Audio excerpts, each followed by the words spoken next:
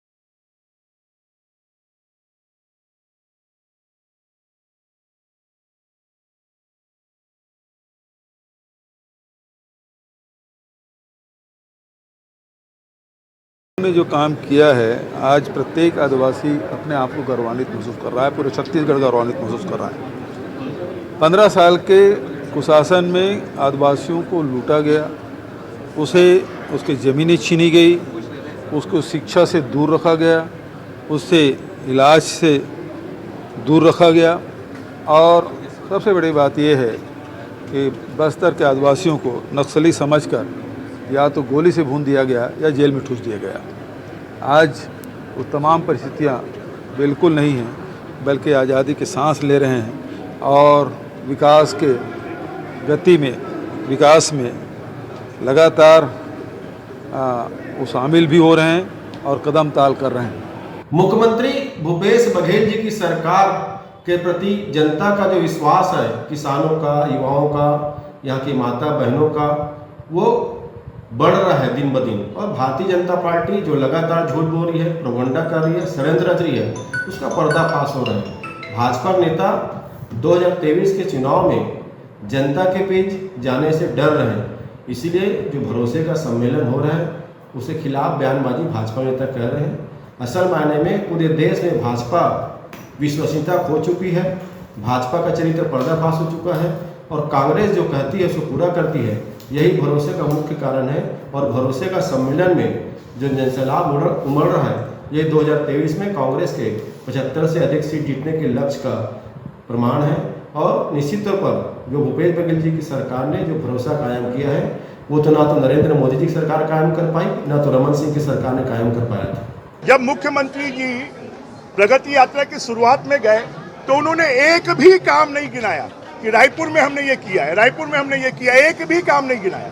जरा वो बता दें कि पिछले 4.25 सालों में रायपुर के लिए क्या किया है। जब चला चली की बेला है, जैसे अंतिम व्यक्ति की इच्छा होती है ना कि अब मुझे ये खाना है, ये खाना है, तो अंतिम व्यक्ति की इच्छा है, जाना इनका तय है। 17 अगस्त को पीएम नरेंद्र मोदी की रैली को लेकर सियासत जोरों पर चल रही है।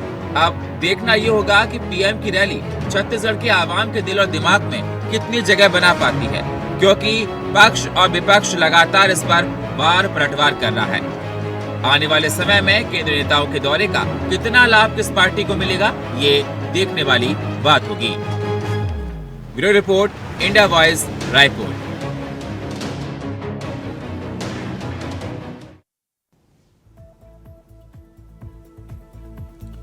तो लगातार ये देखा जा रहा है, पीएम नरेंद्र मोदी 17 अगस्त को रायपुर आ रहे हैं। उनका दौरा है जिसको लेकर भूपेश बघेल ने तमाम बातें की हैं। भूपेश बघेल ने कहा कि प्रधानमंत्री नरेंद्र मोदी झूठ परोस कर चले जाते हैं।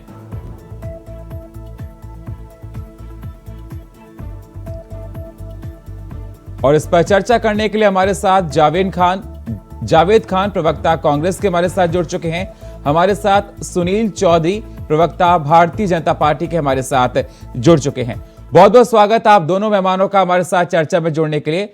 सबसे पहले जावेद खान साहब, मैं आपके पास ही आना चाहूंगा।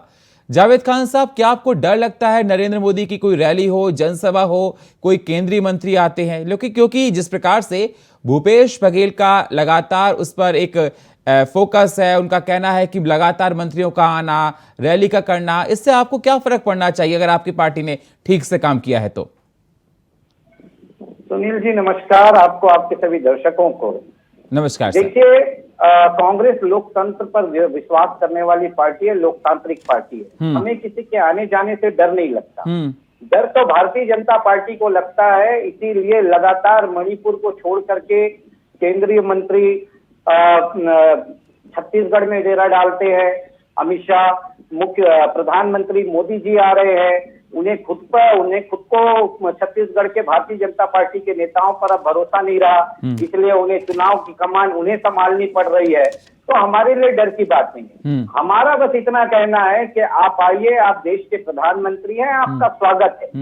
लेकिन छत्तीसगढ़ में पिछले 4.5 साल में भूपेश सरकार ने जो कार्य किए हैं, जिसका खुद भारत सरकार ने प्रमाण दिया है, कई बार अवार्ड दिए हैं। भूपेश बघेल की योजनाओं का डंका पूरे देश में बजा है, देश ही नहीं दुनिया में बजा है। तो कम से कम उसकी तारीफ ना करें तो ना करें, आलोचना तो मत करें, राजनीति तो मत करें, झूठ बात तो मत परोसें, कम से कम राजनीति में इतना शिष्टाचार रखें। देखिए, 5 साल में लोकतंत्र में चुनाव होते हैं। झूठ बात किस तरह से परोसी गई सर, जरा बताइए। देखिए, लगातार इस तरह से बात की जाती है मोदी जी के द्वारा कि प्रदेश का विकास रुक गया है। अरे प्रदेश का विकास कैसे रुक गया है? जब पूरे देश कोरोना से जूझ रहा था, उस समय छत्तीसगढ़ का विकास सबके लिए एक उदाहरण था। छत्तीसगढ़ की जनता को परेशान होने की आवश्यकता नहीं हुई थी। आज बेरोजगारी में छत्तीसगढ़ सबसे कम बेरोजगारी दर वाला राज्य है। आज पलायन छत्तीसगढ़ से चले गया। केंद्र ने सर हर राज्य को सहायता दी थी कोरोना की, अगर बात करना चाहते हैं आप तो। कोई छत्तीसगढ़ ऐसा नहीं, केंद्र ने हर राज्य को सहायता दी थी। ये आपको मानना पड़ेगा। जी हाँ, बिल्कुल सुनील जी, केंद्र ने हर राज्य को सहायता दी थी, लेकिन बावजूद उस सहायता के अन्य राज्यों की अपेक्षा छत्तीसगढ़ की स्थिति क्या थी, यह चीज तो आप मानेंगे। और वो छत्तीसगढ़ की स्थिति केवल केंद्र की सहायता की वजह से नहीं थी, छत्तीसगढ़ के विकास कार्यों की वजह से थी। छत्तीसगढ़ के जो दूरगामी सोच है भूपेश बघेल की, उसकी वजह से थी। और इसी वजह से हम नहीं कहते, आज छत्तीसगढ़ की जनता कह रही है। ठीक है सर, भूपेश है तो भरोसा है। ठीक है। सुनील चौधरी हमारे साथ, प्रवक्ता भारतीय जनता पार्टी के। सुनील जी, लगातार आप सुन रहे थे जावेद खान साहब को। उनका कहना है कि प्रधानमंत्री नरेंद्र मोदी जब आते हैं और झूठ परोस कर चले जाते हैं। क्यों झूठ बोलते हैं? जनता के साथ ऐसा क्यों करते हैं? जी जय जोहार।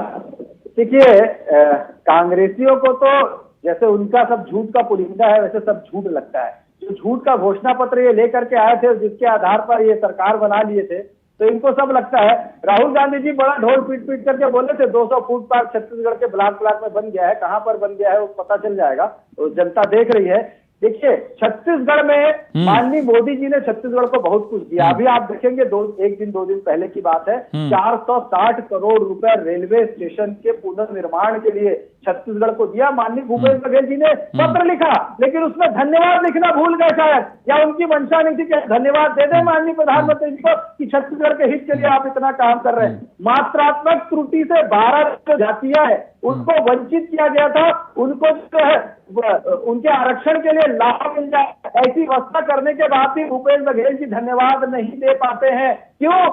क्योंकि आय मन में नहीं है। और मैं आपको बताता हूं, मनमोहन सिंह जी की सरकार थी इनकी, छत्तीसगढ़ में कितना बजट दिए थे आप? कितना बजट दिए थे 10 साल में? 84,000 करोड़ रुपए। माननीय मोदी जी की सरकार है, 3 लाख करोड़ से ज्यादा पैसा आज तक के हम 9 साल में दे चुके हैं। तो विकास कहां से हो रहा है?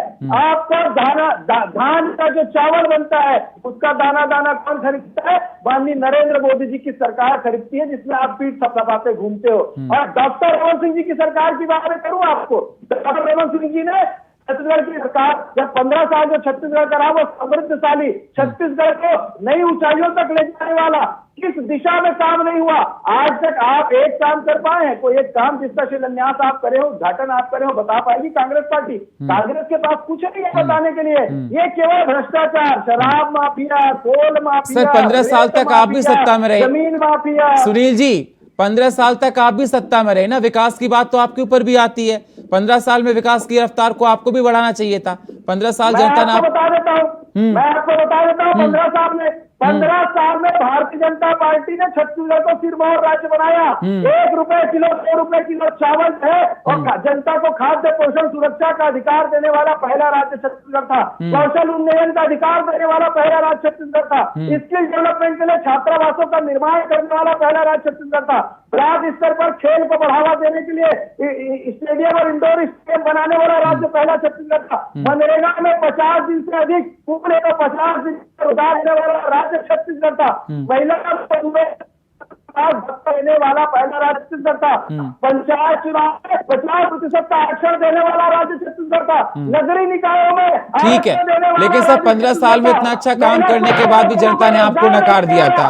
देखिए इनके झूठ के बुलंदे के कारण जनता भ्रम में आ गई। ठीक है, इन्होंने जो झूठा घोषणा पत्र लाया, शराबबंदी करते ठीक है जावेद जी किसान आयोग कब बनाएंगे बताए ना भाई। ठीक है जावेद जी ये विकास की रफ्तार की अगर बात आप करते हो तो विकास की रफ्तार आपकी राज्य सरकार ने नहीं की, केंद्र की तरफ से भी आपको बहुत सहायता मिली और इस बात से आप मना नहीं कर सकते कि केंद्र की तरफ से आपको कोई सहायता नहीं मिली।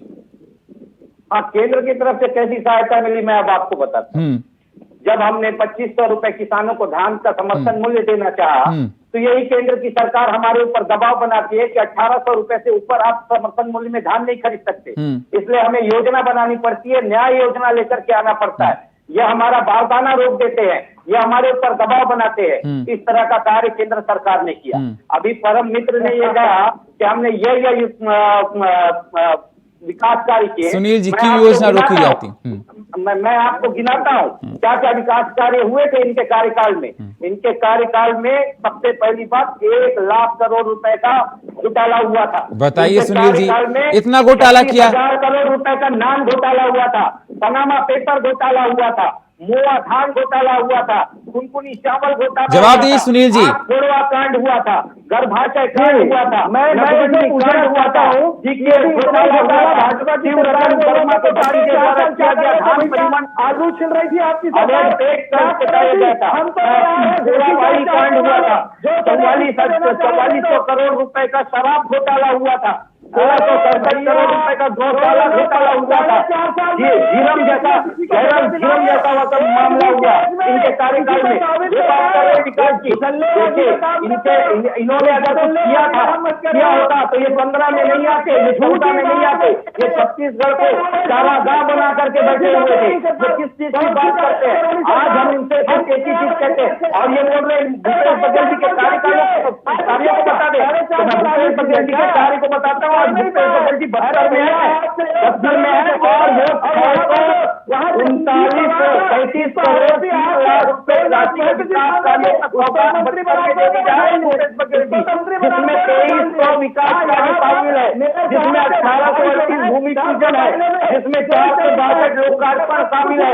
इतना विकास इनके कार्यकाल में रमन सिंह ने बस्तर को कभी छू दिया? बस्तर को जहां बस्तर से निकाल करके 2 जिले में नक्सलवाद था, उसे 18 जिलों तक पहुंचाने का कार्य, नागपुर बनाने का कार्य, छत्तीसगढ़ को नक्सलगढ़ बनाने का कार्य, आदिवासी को आदिवासी से लड़ाने का कार्य भारतीय जनता पार्टी के 15 साल के कार्यकाल में हुआ।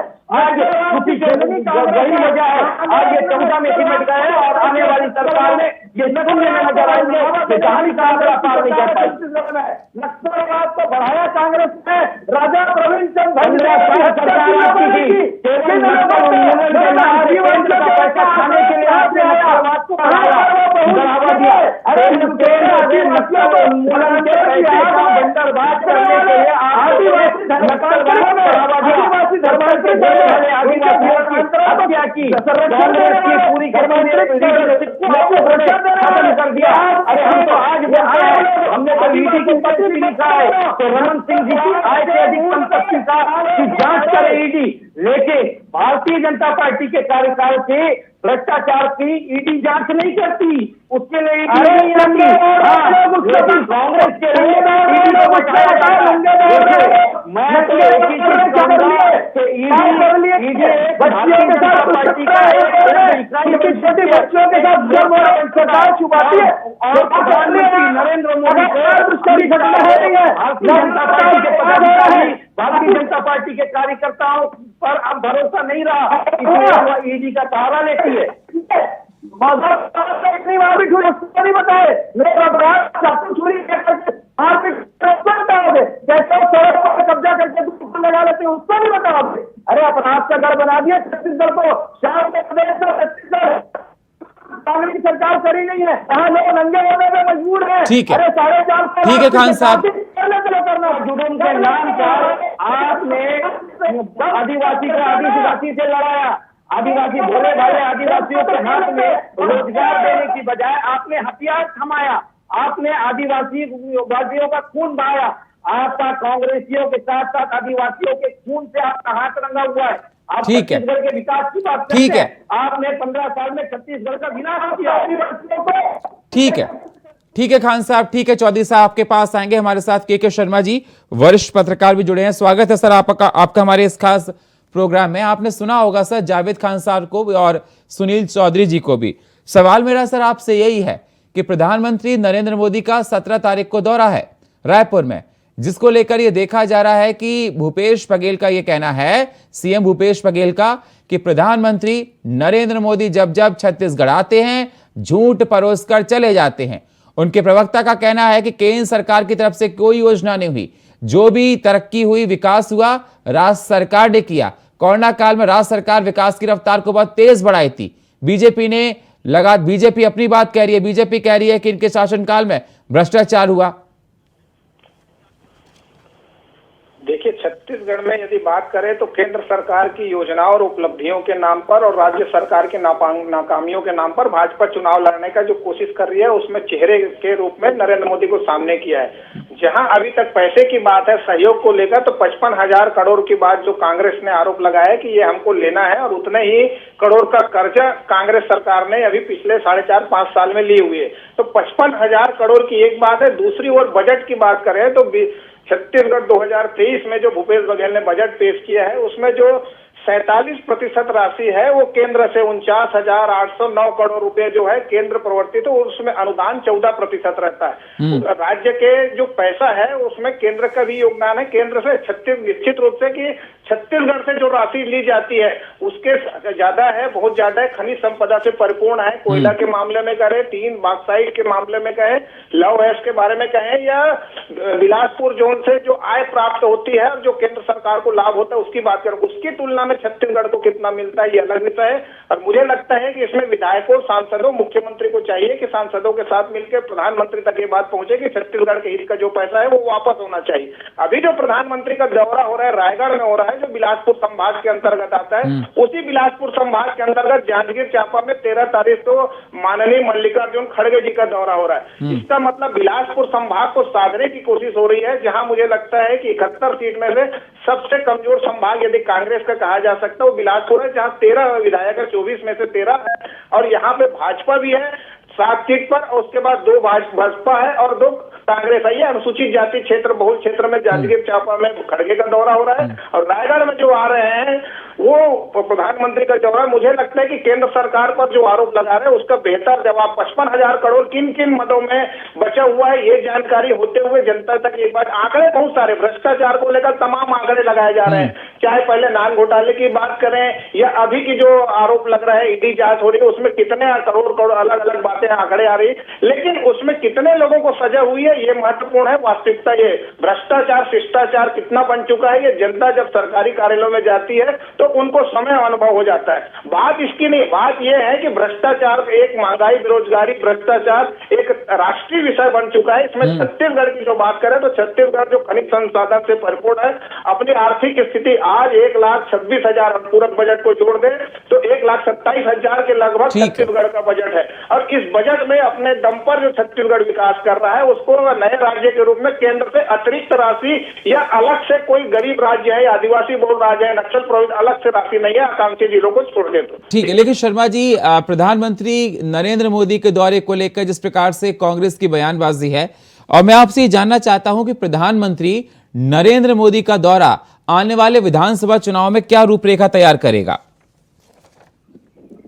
बताया कि बिलासपुर राजधानी रायपुर की सभा में उन्होंने जो बात चावल खरीदी की जो बात, उससे पहले आरोप लग रहा था कि लगातार कांग्रेस भाजपा की ओर से कहा जा रहा था कि चावल खरीदी का पैसा जो है, धान खरीदी का पैसा केंद्र दे रही है और जब चावल जमा हो जाता है वो पैसा केंद्र दे। उसका जवाब आकर प्रधानमंत्री ने दिया। और दूसरी चीज, घोषणा पत्र को लेकर भी उन्होंने कहा कि स्पष्ट कहने की जगह में ये कर देंगे, वो कर देंगे। उसके बाद एक उदाहरण के रूप में शराबबंदी की बात कही थी। लेकिन क्या भाजपा इन विषय में शराबबंदी करने वाली है? चावल खरीदी में क्या 20 क्विंटल की बात जो कांग्रेस कर रही है उससे ज्यादा खरीदने की बात आएगी, या एक एक दाना खरीदने की बात प्रधानमंत्री कर सकते हैं? क्योंकि इसमें तो कोई बंधन नहीं है कि आप समर्थन मूल्य से ज्यादा नहीं खरीद सकते, ये राष्ट्रीय स्तर पर बंधन हो सकता है। लेकिन आप 20 खरीदे, 15 खरीदे, एक एक दाना पूरा खरीदे, इसमें आपत्ति नहीं है। तो इस प्रकार किसान हित के लिए किस प्रकार से योजना है, जैसे गोठान योजना, छत्तीसगढ़ की गोठान योजना ही आगे बढ़कर के प्रधान योजना के रूप में तब्दील हो रहा है, जिसमें जैविक खाद को प्रोत्साहित करने की बात की जा रही है। तो छत्तीसगढ़ मॉडल कहीं ना कहीं राष्ट्रीय स्तर पर भी है और उसकी अपनी छवि, गोठान को बंद नहीं किया जा सकता, किसान हित की बात को भाजपा बंद नहीं कर सकती। कुल मिलाकर है कि किसान, आदिवासी और इन तमाम वर्गों के लिए, कर्मचारियों के हित के लिए जो कुछ भी भूपेश सरकार ने किया है उसका तोड़ भाजपा के पास क्या है, विकल्प क्या है? जी सुनील चौधरी जी, जवाब दीजिए, आपके पास तोड़ और जवाब क्या है? देखिए, भारतीय जनता पार्टी जो है कहीं ना कहीं आप देखेंगे कि किसान हितैषी सरकार है। भारतीय जनता पार्टी जो है आदिवासी, अनुसूचित जाति, पिछड़ा वर्ग जो हमारा छत्तीसगढ़ बहुल है, उनके हितों की रक्षा करने वाली सरकार है। आरक्षण के नाम पर किस प्रकार से यहाँ पर छत्तीसगढ़ में खेल खेला गया और 58% जो भारतीय जनता पार्टी का था उसी को लागू किया गया, और हमारे जो आदिवासी भाई बहन है उनके हितों के साथ किस प्रकार का खिलवाड़ किया गया। 12% उनके आरक्षण में कटौती कर दी गई और भर्तियां हो गई और उनका जो है नुकसान हो गया। और माननीय मोदी जी यहाँ पर आए, इनको डर की बात करें, कांग्रेस के घबराते क्यों है, क्यों कुछ भ्रष्टाचारी है। अमित शाह जी आते हैं तो पूछते अमित शाह क्यों आ रहे हैं, अमित शाह क्यों आ रहे हैं, मोदी जी आते तो मोदी जी क्यों आ रहे हैं, मोदी जी का। अरे छत्तीसगढ़ी और आपकी बात करने वाली कांग्रेस भूल जाती है कि राज्यसभा जब सदस्य बनाने की बारी आती है तो आपको मोहसिना किरवई जी नजर आती है, आपको राजीव शुक्ला नजर आते हैं, आपको रंजीता रंजन नजर आती है, आपको KTS कुर्सी जी नजर आते हैं। एक छत्तीसगढ़ में पैदा हुए थे, किस मुंह से छत्तीसगढ़िया की बात करते हो, छत्तीसगढ़िया का ढोल पिटते हो, खाली शब्दों से छत्तीसगढ़िया। अरे गोठान में क्या स्थिति जनता खुद देख रही है, प्रधान की पोल खुल रह गई है। अरे गोबर की खरीदी में कितना बड़ा घोटाला आप करके बैठे, जवाब आपके पास विधानसभा में नहीं था और झूठे झूठे आप यहाँ पर जवाब देने लगी कांग्रेस। यहाँ पर देखिए, कांग्रेस की स्थिति छत्तीसगढ़ में बहुत खराब है, इस बात को स्वीकार करना पड़ेगा। कांग्रेस के 40 से ज्यादा सिटिंग विधायक मंत्री चुनाव हारने की स्थिति में है, ये कांग्रेस के सर्वे में है, उनके इंटरनल सर्वे में बात समझ में आ रही है। कांग्रेस ने जिस प्रकार का झूठ का पुलिंदा यहाँ पर पेश कर दिया, बड़ा घोषणा पत्र लेकर के आ गए, उसमें कुछ भी काम नहीं कर पाए, केवल बोलते हैं कि छू करके निकल गए। वही स्थिति है, अंदर तो बड़ी बड़ी स्थिति है लेकिन सिर्फ छू करके निकल गया और बताते हैं कि हमने ये काम कर दिया, हमने वो काम कर दिया। बेरोजगारों को छलने का काम आपने कर दिया। अरे नंगे दौड़ने के लिए मजबूर करने वाली ये सरकार है। और मैं कहता हूँ कि आप हम पर आरोप लगाते हैं तो 4.5 साल में हमारी जांच कर लेते हैं, हम तो जाति ठोक के खड़े हैं, जांच करिए, दोषी है तो सजा दीजिए, जेल जाएंगे जो लोग दोषी है। पर आप करें क्या, अनिर्णय की सरकार है, एक निर्णय नहीं, खाली कमेटी खेलो, शराबबंदी की कमेटी बना दो, स्काई वॉक पे कमेटी बना दो। अभी तो हाई कोर्ट में नकार दिया है, ये जो मवेशी सड़क पे दिख रहे हैं उससे कमेटी बना लो 8 सदस्य और ठीक करवा, नहीं तो हाई कोर्ट इनको ठीक करेगा। और भागे भागे फिर रहे हैं, मवेशियों को ढूंढ ढूंढ कर पकड़ रहे हैं और इतने गौठान बनाए तो मवेशी रखने की जगह कैसे नहीं है। और मवेशी का बोलते हैं कि यदि उनके मालिक छोड़ा करके लिए जाएंगे 1000 का जुर्माना शर्मा जी तो कितनी संवेदनशील सरकार है कि बोलते हैं कि वन क्षेत्र में छोड़ेंगे ले जाकर के, वन क्षेत्र में मैं उसको शर्मा जी। ऐसी संवेदन ही सरकार और इसकी बात हम करें के गोठानों में जाके भ्रष्टाचार को उजागर करने की बात हो, चाहे वर्मी कंपोस्ट में मिट्टी मिलने की बात हो। रमन सिंह भी ये बात अपने अपने क्षेत्रों में इन्होंने जो गोठानों में दौरा किया उसको लेकर जैविक खाद निर्माण के जो है गोबर खरीदी की बात करें, उन सबको लेकर लगातार विधानसभा में भ्रष्टाचार का आरोप लगा। लेकिन भ्रष्टाचार के साथ साथ ये है क्या गोठान आप चलाएंगे कि नहीं, क्या आपके घोषणा पत्र में जैविक खाद की जो बात प्रणाम योजना में आ रही है, जिस तरह से आ रही है उसमें 50% राशि आप राज्यों को उनको देंगे और जो अच्छे काम कर रहे हैं उन समितियों को देने की बात है। कुल मिलाकर के जैविक खाद की ओर आप बढ़ रहे हैं। क्या ये नीति, मेरा सिर्फ ये कहना है कि कांग्रेस की नीतिगत नीतियों पर विरोध नहीं है, भाजपा का क्रियान्वयन को लेकर, भ्रष्टाचार को लेकर एक आरोप है, क्रियान्वयन सही ढंग से नहीं हो पा रहा है। जैसे गायों की बात है, गोठान तो बना दिए गए लेकिन सड़क पर गाय की बात है। ये नहीं कहा जा रहा है कि हम गोठान नहीं बना, गोठान के माध्यम से जो रिपा के माध्यम से स्वरोजगार का जो प्रयास कांग्रेस सरकार कर रही है और गोठान जो समितियां बन रही है उसको आत्मनिर्भर बन के काम कराने की बात करें सरकार उसमें। जावेद खान जी, ठीक है जावेद खान जी, जल्दी से फाइनल कमेंट आपका। देखिए, भारतीय जनता पार्टी के पास में कुछ है नहीं। भारतीय जनता पार्टी 4 साल तक सोते रही, इनके विधायक जो बनकर के आए थे उन्हें जनता उनके क्षेत्र में ढूंढती रही। अब चुनाव का समय है, इन्हें अपनी उपस्थिति दर्ज करानी। प्रधानमंत्री नरेंद्र मोदी और गृह मंत्री अमित शाह उनके हाथ में कुछ बचा नहीं है, इसलिए उन्होंने खुद जिम्मेदारी। अरे भैया, मैं सीधा एक सवाल पूछता हूँ, प्रधानमंत्री मोदी जी 17 तारीख को आएंगे तो मुख्यमंत्री का चेहरा उजागर करके जाएंगे क्या? वो पाएंगे क्या? रमन सिंह जी भविष्य में छत्तीसगढ़ के मुख्यमंत्री होंगे या बुद्धिमान अग्रवाल मुख्यमंत्री होंगे या अजय चंद्राकर मुख्यमंत्री होंगे? देखिए, प्रधानमंत्री नरेंद्र मोदी के चेहरे पर कर्नाटक चुनाव लड़ा गया और कर्नाटक में प्रधानमंत्री मोदी जी मुक्ति खा चुके हैं। मध्य प्रदेश में प्रधानमंत्री मोदी जी मुक्ति खा रहे हैं। ठीक है, मुझे समय इजाजत नहीं दे रहा है, समय मेरे पास इतना ही है। बहुत बहुत शुक्रिया आप सभी मेहमानों का हमारे साथ चर्चा में जुड़ने के लिए। जावेद खान साहब आपका, सुनील चौधरी जी आपका और के शर्मा जी आपका। लेकिन सवाल इस बात का जरूर उठ रहा है कि प्रधानमंत्री नरेंद्र मोदी का 17 अगस्त को रायपुर में दौरा है, जिसको लेकर लगातार भूपेश बघेल तमाम सवाल खड़े कर रहे हैं और इस दिन मल्लिकार्जुन खड़गे का भी दौरा है। तो लगातार जिस प्रकार से भूपेश बघेल का कहना है कि पीएम नरेंद्र मोदी छत्तीसगढ़ आते हैं और झूठ परोसकर चले जाते हैं, उनको योजनाओं का लाभ नहीं दिया जाता। उधर बीजेपी तमाम पलटवार कर रही है। बीजेपी का कहना है कि उनके राज्य में, उनके शासनकाल में भ्रष्टाचार हुआ, जनता को कुछ नहीं मिला। अब विधानसभा चुनाव नजदीक आते जा रहे, वैसे देखते हुए बीजेपी और कांग्रेस अपनी अपनी बात कह रही है। अब ये देखना होगा जनता किसकी बातों पर विश्वास करती है। और फिलहाल हमारे इस खास प्रोग्राम में इतना ही। बाकी खबरों के लिए आप बने रहिए इंडिया वॉइस के साथ। तब तक के लिए नमस्कार।